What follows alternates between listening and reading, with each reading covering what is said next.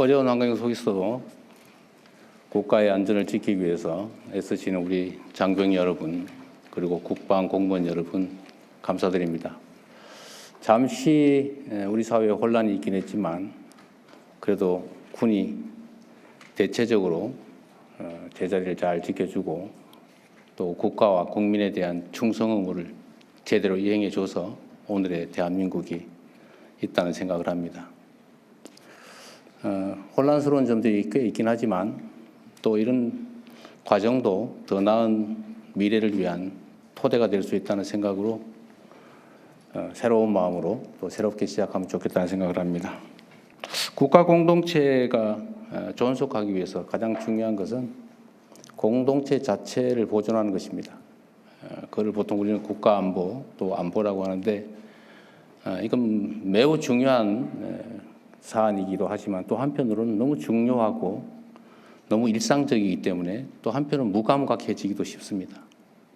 여러분이 하고 있는 일들이 얼마나 중요한가를 다시 한번 되새기면서 국민의 군대로서 대한민국이 전 세계에 정말 강력한 국가로 존속할 수 있도록 본연의 임무를 제대로 다 수행해 주길 기대합니다. 그리고 오늘은 보훈부도 함께 하게 됐는데 그런 생각이 들어요. 대한민국 정부 수립 이래 많은 시간이 지났지만 우리가 과연 공동체를 지키기 위해서 특별한 희생을 치른 우리 구성원들 또는 그 후손들, 가족들에 대해서 상응하는 보상을 하고 있느냐라는 점을 되새겨 보면 실제로는 그러지 못하다는 결론에 이르게 됩니다. 모두를 위해서 공동체 자체를 위해서 희생 헌신한 것에 대해서 우리가 존중하고 예우하고 보상하지 않으면 또 앞으로 우리가 위난에 처했을 때 누가 앞에 나서겠습니까? 그래서 특별한 희생을 치른 우리 구성원들에게 특별한 보상을 함으로써 우리 공동체가 그 구성원들의 그 각별한 희생을 잊지 않았다는 것을 언제나 보여주고 또 증명해야 된다고 생각합니다. 보훈도 매우 중요한 국가 사무라는 점을 생각해서 최선을 다해 주시길 바라고, 또 우리가 이 업무 보고 하다 보면 전 국민이 지켜보고 있다 보니까 스트레스도 꽤 많을 텐데 스트레스 받지 마시고 그냥 있는 대로 편하게 제대로 보고하면 됩니다. 모를 수 있어요. 내가 수없이 강조하지만 모를 수 있습니다. 그거 어떻게 다 알겠어요? 모르는 게 자랑은 아니지만 뭐 그렇게 비난받은 일도 아닙니다. 다만 모르는데 아는 척을 하거나 허위 보고를 하거나 이런 건 정말 위험을 초래할 수 있기 때문에 그건 비난받을 일이죠. 그래서 마음 편하게 모른다고 비난하지 않을 테니까 편하게 말씀하십시오. 방위사업청장 보고드리겠습니다. 방위사업청은 국정과제인 방산 4대 강국 실현을 위해 5대 중점 과제를 추진하겠습니다. 첫째, 첨단기술 선제개발, ADD 개편, 국가 국방 R&D 협력 확대 등 국방 R&D 혁신을 통해 기술 주권을 확보하여 체계 조립형 방산 국가에서 기술 완성형 방산 국가로 전환하겠습니다. 둘째, 전략 소재 부품 국산화, 의무 사용, 비축 확대를 통해 탄탄한 공급망과 소재 부품 국산화 기반을 구축하겠습니다. 셋째, 중소기업의 글로벌 공급망 진입 지원, 방산혁신 전문기업 지정 등을 통해 중소벤처기업을 전 주기에 걸쳐 집중 육성하겠습니다. 넷째, 대기업 수출 성과를 중소기업 지원에 재투자하게 하고 중소기업 부품 광급 조달 등을 통해 동반 성장 및 공정 상생 생태계를 만들겠습니다. 다섯째, 국가 정책 역량을 총집결하여 잠수함 등 대형 사업 수주를 이뤄내고 가치사슬 협력 모델 구축을 통해 K방산 글로벌 수출 협력 기반을 강화하겠습니다. 끝으로 방산 4강 실현이 비상한 목표인 만큼 개혁의 기조도 비상해야 한다고 생각합니다.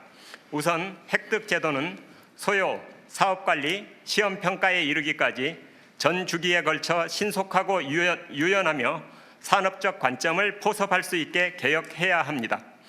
국방 R&D 개혁은 수행 주체 간의 편익을 추구하는 담합 구조를 개선하여야 ADD 본연의 사명인 첨단, 비익, 비익 사업 집중이 가능합니다.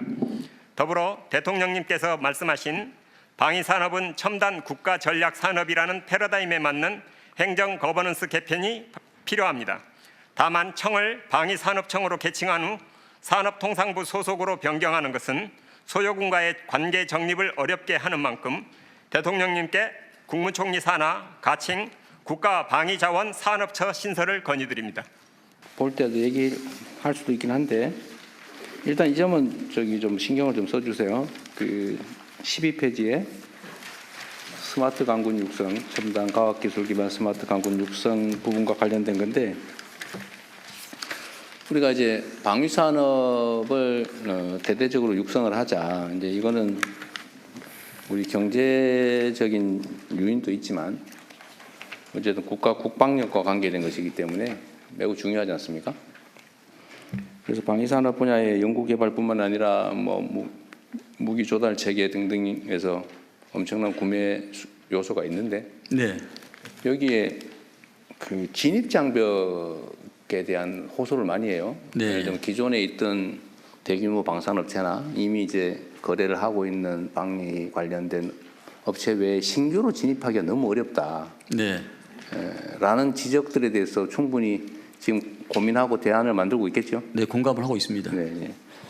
그리고 앞으로는 아마 뭐 전투기 저 장갑차, 탱크, 뭐 자주포 뭐 이런 대형 무기 체계 말고 네. 이제는 기술 기반의 첨단 무기, 소형 무기들이 많이 나올 거 아니에요. 그렇습니다. 이런 거는 사실 기존에 있던 대형 방산업체들이 쉽게 할 수 있는 영역은 아닌 것 같아요. 네, 그래서 대통령님 지난번에 말씀 저희들한테 했다시피 이게 관급 제도를 좀 더 제도적으로 확대를 시키면은 그 진입 장벽이 더 낮아집니다. 그건 의무적으로 해야 되기 때문에 대기업에서 그래서 이것을 제도적으로 좀 정착시켜 나가려고 하고 있습니다. 네, 그것도 좋은 생각이네요. 네, 자재, 그러니까 중간재를 조달 구매를 해서 제공을 하거나 아니면 아예 구매를 의무적으로. 조건으로 그렇습니다. 만들어서. 그리고 그거 할 때 가급적 국내 기술 또는 국내 기업들에게 뭐 우선권을 주거나 하는 것도 당연히 하고 있겠죠. 기술력이 있어도 그 기술력이 사장되는 경우가 많고 아니면 그 국산화 대신에 외국에서 쉽게 사서 쓰는 이런 대기업들이 많기 때문에 관급으로 지정하면 그렇게 할 수가 없습니다.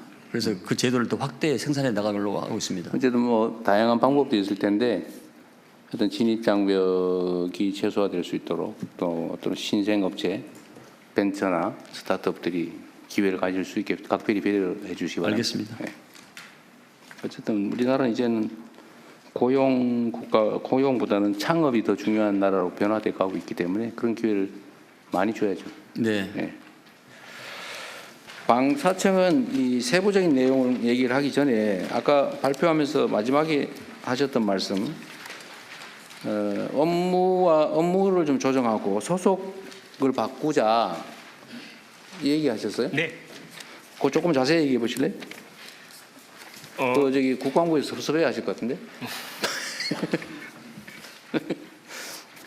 옆에 보니까 밉지 않으세요? 탈출하려고 그래요? 제가 저 의원 시절에 이 방위사업청을 보존하고 지키기 위해서 아주 심혈을 기울였는데 오늘 의정 활동을 해야겠는데. 예. 우선 그 최근 캐나다 잠수함 사례에서 보는 것처럼 간단하게 좀 해주세요. 너무 예. 길게는 말고. 예. 국제 방산 시장 환경이 대단히 많이 바뀌어서 절충 교역에 대한 뭐 요구도 방산과 비방산을 섞어서 요구할 정도로 환경이 많이 바뀌었고 그런 그 국제 환경 변화에 대해서 국가 전 역량이 집결되어야 되는 필요가 있는데 이걸 지금은 비서실장님을 여기 전략 특사로 임명해서 그 이 변화 환경에 적응을 하고 있지만 이게 언제까지나 지속적 체계적으로 이렇게 대응하기는 어려운 것이기 때문에 상시적 조직 체계 개편이 필요하지 않겠냐 하는 것이고요. 그리고 처음에 방사청 출범은 사실은 획득을 중점적으로 조직이 편성됐는데 이제는 국정과제 자체가 방산 4강에 맞춰질 정도로 큰 패러다임 전환이 있기 때문에 그 패러다임에 맞는 행정 개편이 필요하겠다. 그렇다고 한다면 차제에 여기 차로 여기 승격해서 전 부처에 대한 여기 조정과 역량 결집 뭐 이런 게 가능하게 했으면 좋겠다는 것이고요. 네. 그리고 이제 이렇게 하는 김에 저희의 업무 그 내용 속에 군 소요에 대한 획득만이 아니고 어제 대통령님께서 소방 그 산불 헬기와 국가연 공동개발 말씀을 하셨는데 그 전 부처에 흩어져 있는 헬기나 함정처럼 전쟁 시 동원 자원이 될 수 있는 그런 그 국가 자원, 국가 방위 자원에 대해서도 통합적인 사업 관리를 할 필요가 있다고 생각되고요. 그런 통합적인 사업 관리를 한다면 국가연과의 공동개발 문제는 자연스럽게 해소되는 문제라고 생각을 합니다. 그래서 기능적으로는 그런 그 전 부처의 획득 그 사업에 대한 통합적 관리라는 측면, 그리고 방산 역량을 획기적으로 늘리는 네. 그런 측면에서 말씀드리는 겁니다. 핵심은 이게 국방부 산하의 방위사업청은 무기 조달, 예. 구매, 뭐 조달 이런 예. 것만 주로 했는데 예. 이제는 연구개발 또 협업. 원래 획득 속에는 구매와 연구 개발을 다 합쳐서 획득이라고 하고요. 이제 그 방산 수출은 사실은 획득의 파생적 기능처럼 그동안 다뤄져 왔던 게 사실인데 이제는 적어도 이게 균형적인 그 사업이 되었다는 것입니다. 내부 토론 안 해보셨죠? 내부 토론 아직 안 해봤습니다. 제가 뭐 처음 듣는 얘기인데요. 방사청장님 좀 미움받으실 것 같아요. 사실 방위사업청은 획득 그 예전에 린다김 등 여러 가지 방산 비리 때문에 방위사업청이 2006년도에 출범을 했는데 그때 획득과 R&D 연구 개발이 양대 축이었습니다. 근데 R&D 연구 개발을 지난 정부에서 국방부로 그걸 가지고 올라간 걸 제가 그걸 막았었거든요. 그러면 이게 방위사업청이 껍데기가 되기 때문에 R&D 연구 개발을 가지고 오면은 또 다른 제2의 비리 사건이 터질 수 있다. 그래서 그건 안 된다. 방위사업청에다 놓는 게 맞다. 주축이 획득과 R&D 연구개발입니다. 근데 R&D 연구개발인데 이 분야에 대해서 지금 청장님이 말씀을 하셨기 때문에 한번 여러 가지 토의를 한번 해볼 필요가 있다 생각합니다.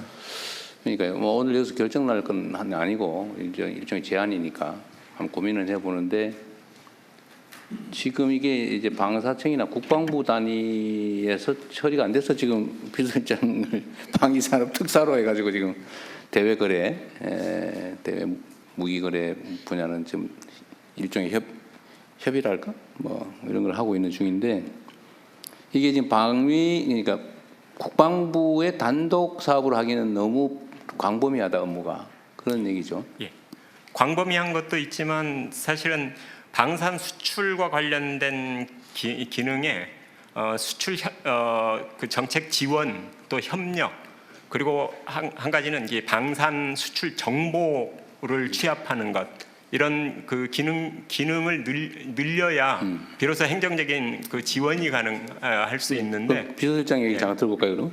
네, 뭐 지금 이제 예전에 방위산업은 무기를 사고 팔던 요 단순한 관계여서 이제 국제시장이 엄청 많은 비용을 들여서 우리가 무기를 판매하려고 하고 있는데 반대급부로서 경제적 지원이라든지 산업 수출이라든지 이렇게 복합적으로 논의되고 있는 게 사실입니다. 그래서 그런 부분에 여러 가지 환경이 좀 달라지기 때문에 국방부 장관님과도 충분히 좀 논의해서 향후에 좀 고민해 볼 필요가 있다고 생각합니다. 그러니까 저도 이번에 이제 순방을 다니면서 정상들과 얘기를 좀 해보면 사실 방위 분야에 대한 관심들이 상당히 높고 특히 대한민국 무기 체계에 대한 선호도가 엄청 높아요. 대신에 단순 구매는 안 한다. 뭐 대체적으로 당연히 현지 생산해라, 대응 구매해라. 또 주변 국가와의 외교적 관계는 어떻게 되냐.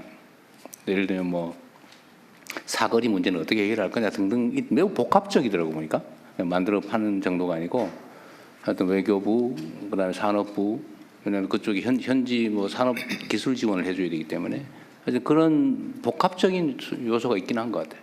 그렇습니다. 예.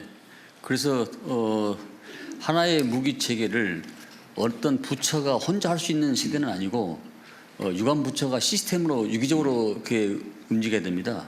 예컨대 만약에 청장님이 한 생각대로 된다 하더라도 각 정부의 각국에 나가 있는 무관들의 여러 가지 정보 첩보를 그게 집약하지 않으면은 이게 생산할 수가 없는 그런 부분도 있기 때문에 여러 가지 다부처가 같이 해야 될 사항이라고 생각합니다. 논의를 한번 해보십시오. 그러니까 지금 방사청의 업무가 지금 재편돼야 된다고 얘기하시는 거죠. 그렇습니다. 그죠? 예.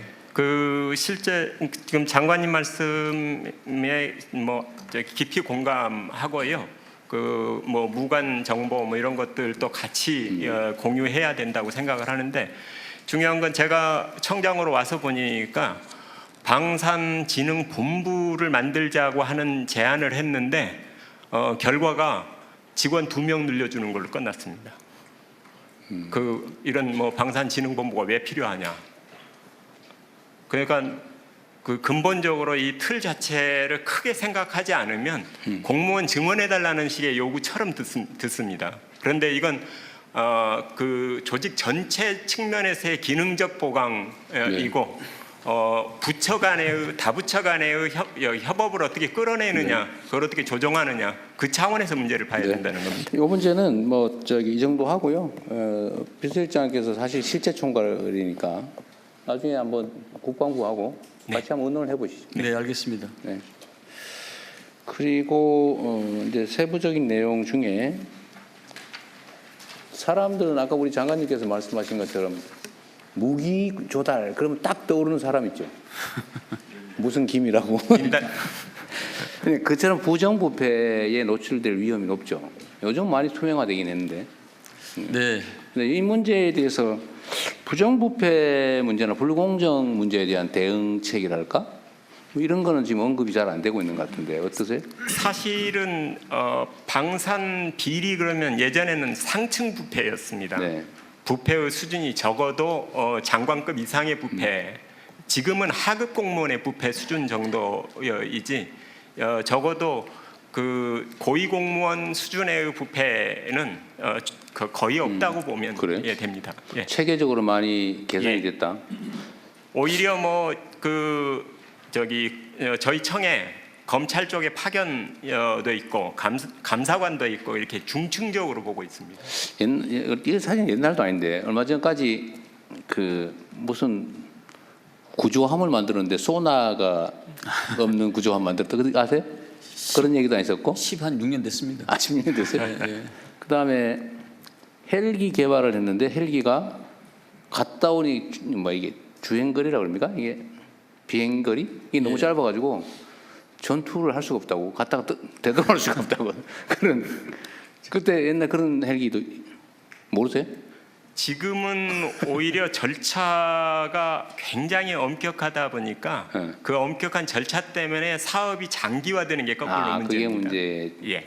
요즘은 어쨌든 이게 뭐 날지 못하는 비행기라든지 이런 건 없나 봐요. 지금은 그런 없습니다. 제가 그 제도 개선 사항으로 사업 타당성 조사 관련한 네. 면제 기준을 좀 상향해야 된다는 걸 그 제도 개선 사항으로 여러 번 말씀 네. 드리는데요. 여기 사업 이제 사타라고 줄이는데요. 사타를 면제하는 기준을 예타 기준을 그대로 차용해 왔습니다. 그런데 이 방위 사업의 규모 자체가 원체 커서 예타의 경우에는 그 기준인 500억에 해당하는 것이 이거 보는 분들도 이해할 수 있게 사전 타당성 조사, 예비 타당성 조사, 사업 타당성 네. 조사. 예. 여기 이 방위력 개선 사업에 대해서는 사업 타당성 조사라고 네. 그러고요. 일반 그 뭐 건설 뭐 이런 등등 시설 이런 그 사업의 경우에는 여기 예비 타당성 조사라고 합니다. 근데 같은 500억을 가지고도 예타의 경우에는 그 면제가 거의 60% 이상입니다. 그런데 사타의 경우에 있어서의 면제 기준을 그대로 적용하면 겨우 3%입니다. 네.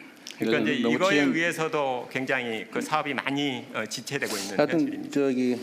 조달 관련된 무기 획득 절차와 시간이 너무 복잡하고 길다는 얘기는 있긴 해요. 예.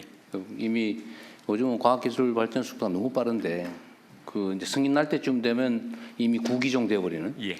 그런 문제도 좀 개선책을 만들어야 될 것 같습니다. 알겠습니다. 어쨌든 아까 무기 산업 관련해서는 어쨌든 국내 기업들, 중소기업들 네. 벤처기업이나 스타트업들에게 기회를 많이 주자라는 예. 거는 좀 각별히 신경 써주시고요. 예.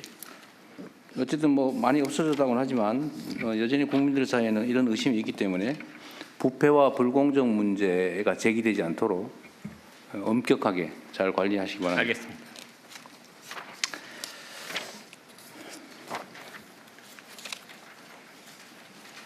여기 84페이지에 뭐 재밌는 얘기들 많이 써놓으셨던데 획득 절차 얘기는 제가 말씀드렸고 계약 제도를 복수 낙찰제를 도입하자.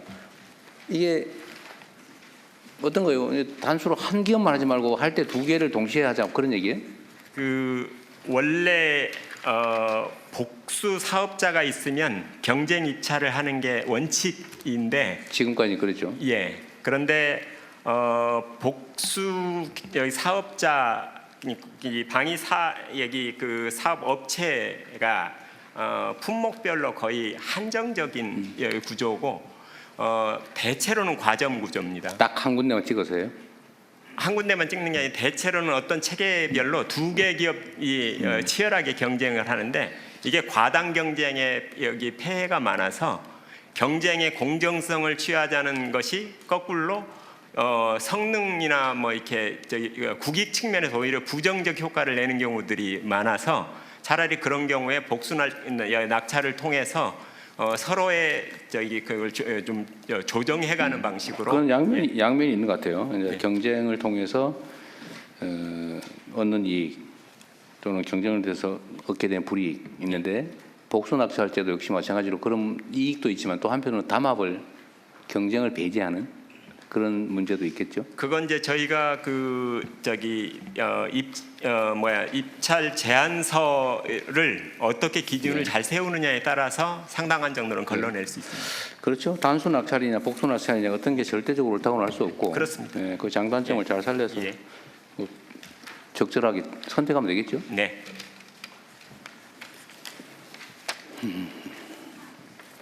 정부에서 신무기, 신기술을 많이 써주면 수출에 도움이 되겠다는 네.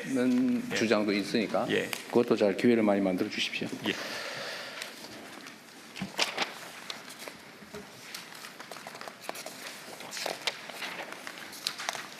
약간 위험하니까 부패, 부정, 불공정 이런 소리 절대 안 나오게 잘 처리해 알겠습니다. 주십시오. 예. 국방과학연구소는 소장님이 계신가요 지금? 네, 국방과학연구소장 네네네. 이건원입니다. 제가 전에도 한번 물어봤던가 모르겠는데 전투기를 개발하는데 왜 공대공 미사일은 개발을 안 했을까? 그 설명할 수 있어요? 네, 당시에 많은 논의가 있었는데 그 시기를 하여튼 잡지 못하고 그 타당성이나 기술적 수준에서 리스크가 있다고 판단해서 군에서도 적극적으로 가지 못했던 그런 내용으로 알고 있습니다. 만약에 그러면 지금 우리가 이제 전투기 개발해서 해외 수출도 하는데 예, 지금 해외에서 공대공 미사일을 구매를 못 해가지고 미사일 장착도 못하고 팔게 생겼다면서요? 예, 출발이 같이 갔었어야 되는 게 맞았습니다. 지금 공대공 미사일 구매가 안 돼요? 공대공 미사일 초기 버전은 유럽산으로 구매를 해서 장착을 하고 그 이후 버전은 저희가 지금 개발을 시작을 했습니다. 못 사고 있어요? 아니 그러니까 전투기를 팔면 거기에 쓸 수 있는 공대공 미사일을 붙여서 팔아야 될 거 아니에요? 그렇습니다. 그 부분은 저희 영역이 아니어서 제가 답변 드릴 수가 없습니다. 그래요? 딴 데서요? 예, 저희 사업부의 부장 여기는 예. 의뢰된 연구만 하는 거니까 모를 수 있다는 거죠? 예, 카이 대표이사 차재병 부사장입니다. 네. 그 카이가 설명하면 되겠네요. 예, 어디 계세요? 예, 아마도 대통령께서 지적하신 부분은 FA50 폴란드 수출 관련해서 아마 지적하신 내용 같습니다. 저는 내용 잘 몰라요. 하여튼 그런 얘기가 있대요. 예, 죄송합니다. 그 FA50 같은 경우에는 저희가 이제 수출을 하면 기본적으로 공대공 미사일이 장착이 돼서 같이 판매가 되고 있고요. 그 해당 미사일은 보통 해당국에서 미국으로부터 직접 구매해서 사용을 하고 있습니다. 그리고 지금 폴란드 같은 경우에는 이제 가장 최신형 미사일인 저희가 AAM-9X라고 하는 이제 최신 미사일이 있는데 이 부분에 대한 통합을 요구를 해서 이 부분은 현재 지금 통합이 진행 중이고요.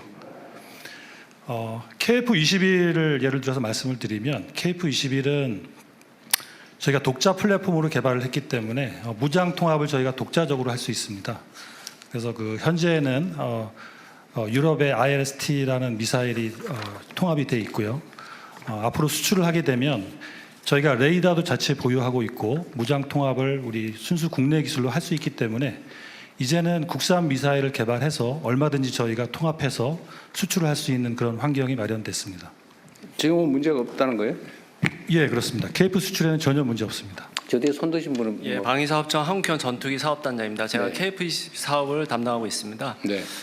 정확히 말씀드리면은 유럽의 그 미티어 무장 등을 살 수 없는 게 아니고 일부 최소 수량을 지금 구매한 거고 예산과 전력화 일정을 고려 최소 수량을 구매한 거고 향후에 국내 그 공대공 미사일이 개발되면은 그 부족한 수요를 채우겠다 그런 정책으로 지금 확보하고 있는 겁니다. 그러니까 지금 유럽산 무장을 살 수 있느냐 없느냐에 있어서는 돈을 주면 살 수 있는 상황입니다. 아, 그래요? 언제쯤 우리는 그러면 공대공 유도탄 개발이 되나요? 그게 뭐 목표 시기가 있을 거 아니에요? 예, 저 국방부 자원관리처장 보고 네. 드리겠습니다. 이쪽에 있습니다. 저 뒤에도 누가 손을 드는데? 저 실무자신가 본데 그쪽 뒤에서 얘기해 보시죠. 네, 방위사업청 유도무기사업부장 오성식입니다. 그 KF-21은 양산이 32년에 완료가 되는데 단거리 공대공 미사일은 33년 하반기 양산 착수해서 35년에 완료가 됩니다. 그럼 그 사이 상당히 간극이 많이 생기는데 몇 네, 년? 그래서 지금 해외에서 지금 장착 구매해가지고 일부 소요를 지금 확보할 예정이고. 확보할 예정이다. 예, 예. 그 얘기인가 보네요. 아까 하실 예, 국방부 자원관리처장입니다. 사실 방금 말씀드린 내용을 설명드리려고 했었는데요. 그 똑같은 얘기로 그 지금 먼저 우리가 개발하는 공대공 미사일을 장착하기 전에는 유럽으로부터 사와서 장착을 하고 그 부족분에 대해서는 그 우리가 개발한 거를 이제 장착을 하는 그런 것으로 나중에 예, 보완해 준다. 개발이 완료가 되면 예. 하여튼 확정된 건 아니라서 그런 걱정을 하는 쪽이 있나 보군요. 근데 그 처음에 그 KF-21이 전력화되면서 공대공 미사일은 같이 패키지로 들어오게 돼 있습니다. 네, 잘 해결하시기 바랍니다. 그리고 여기 국방과학기술연구소 제가 소방 쪽에다 이 얘기를 해놨는데 그 소방 관련된 장비 있잖아요. 소방 예를 들면 저기 화재 진압을 하려면 불 속으로 우리 소방관들이 뛰어들어가고 막 이러는데 요즘 세상에 왜 그렇게 하냐?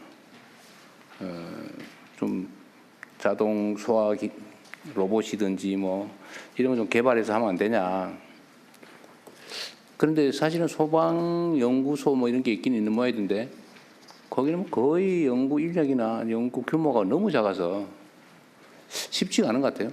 근데 이건 군 장비로도 거의 비슷할 것 같은데 국방연구소, 과학연구소가 소방하고 협업해서 같이 개발하면 어떨까 그런 생각이 들던데 그거 좀 어떠세요? 아까 우리 청장님 얘기를 좀 들으신 것 같은데.